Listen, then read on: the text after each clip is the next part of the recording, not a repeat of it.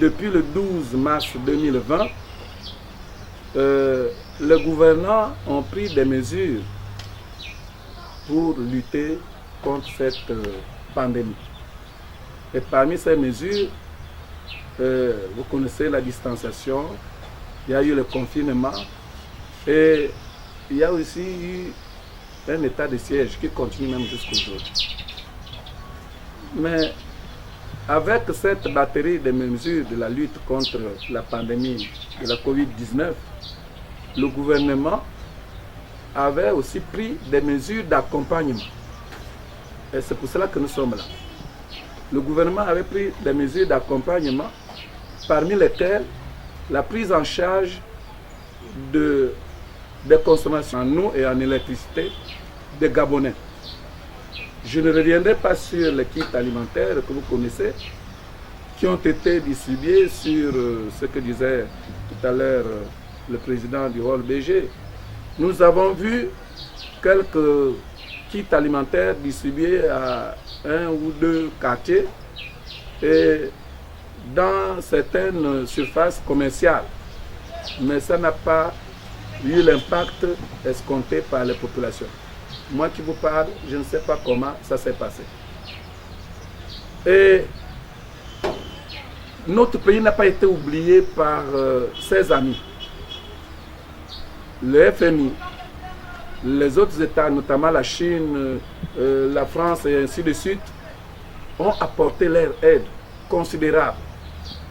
Et l'on parle même de 502 milliards de francs CFA.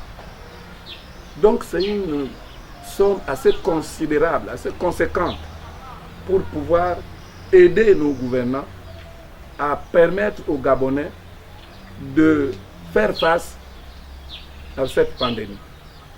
Mais comment comprendre que cet État qui a bénéficié de toute cette somme d'argent, qui a bénéficié de dons en nature, notamment les masques, les tests, puisse mettre en vente ces masques qu'on trouve dans notre pays, dans tous les coins de rue qui sont vendus, et les tests sont payants.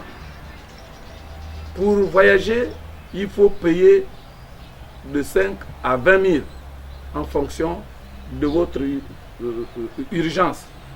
Et maintenant, récemment, nous avons vu que l'État a encore pris une autre mesure qui fait en sorte que ceux qui rentrent dans notre pays doivent forcément aller occuper une chambre d'hôtel.